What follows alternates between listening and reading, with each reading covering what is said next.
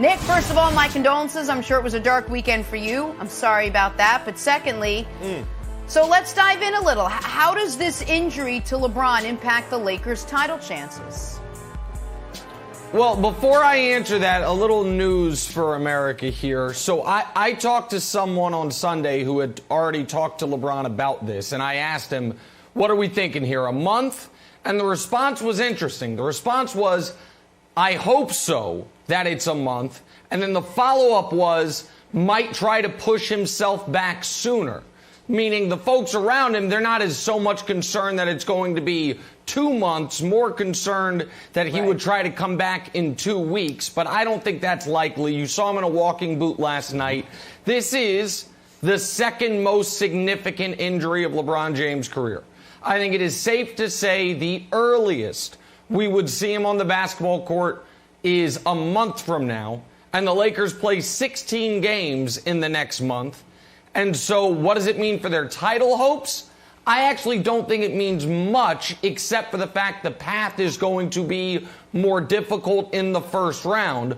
What it does mean, though, Brandon, is when they come back, I would imagine the Clippers, the Nuggets, and the Blazers will all have jumped them in the standings. So when we see LeBron James play again, it'll probably be for the 7 seed Los Angeles Lakers. Now, they won the title last year with 0 home games, so I think they could win the title this year without home court advantage. But home court advantage is gone. The MVP is probably gone.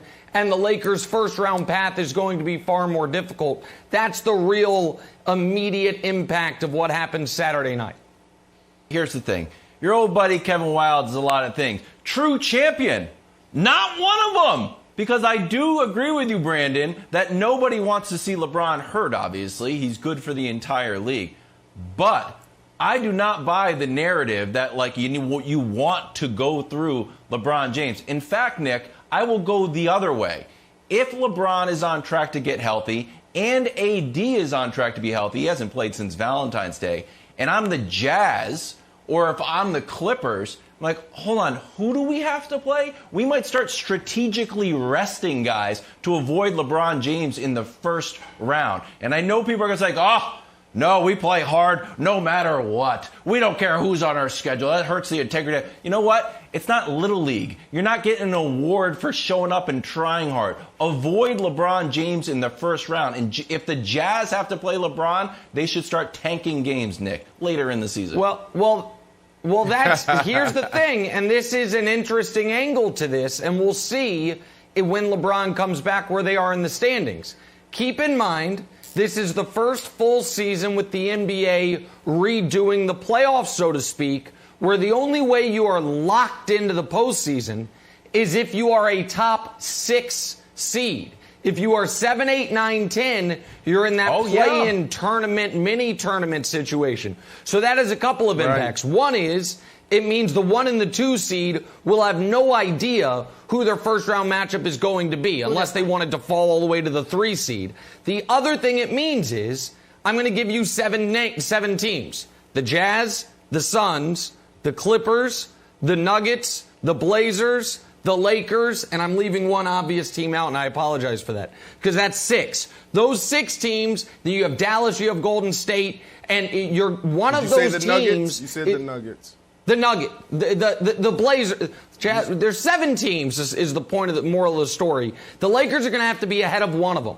Because if they're not, what they're going to find themselves, obviously, in the situation of they are going to have to play in to make the playoffs, which is not the situation they could ever find themselves in if they were healthy. Brandon, I'm going to throw one slight curveball at you in this regard, because I think it is now overwhelmingly likely we see Anthony Davis play for the Lakers before we see LeBron play for the Lakers. You have been harder than me. You have been hard on Anthony Davis, his level of play up to this point in the season. Statistically, it's been his worst year since his rookie season.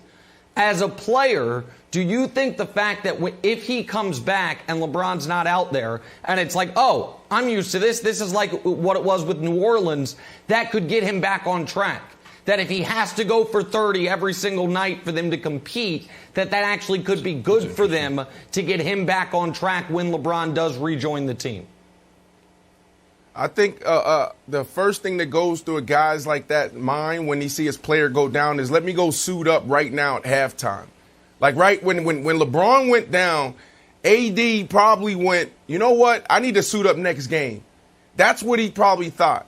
LeBron James, you heard it. You know, you say you talk to someone close to LeBron. They said, hopefully it's a month. Hopefully he doesn't push it to 2 weeks to 3 weeks. That's what competitors do. And we can't take this high ankle injury lightly. Nick, do you think AD is going to come back like full speed right away? Or do you see, hey, 15 minutes, no back-to-backs, let's move up to 22 minutes, let's move up to 30? Or do you expect like, you know what, I'm good now, let's go? I think by his fourth game back, he's a full go. What that means for back-to-backs, I'm not sure about. But his first game, I'm sure he'll be on a significant minutes restriction. His second game, somewhat of a minutes restriction. And then he's up and running.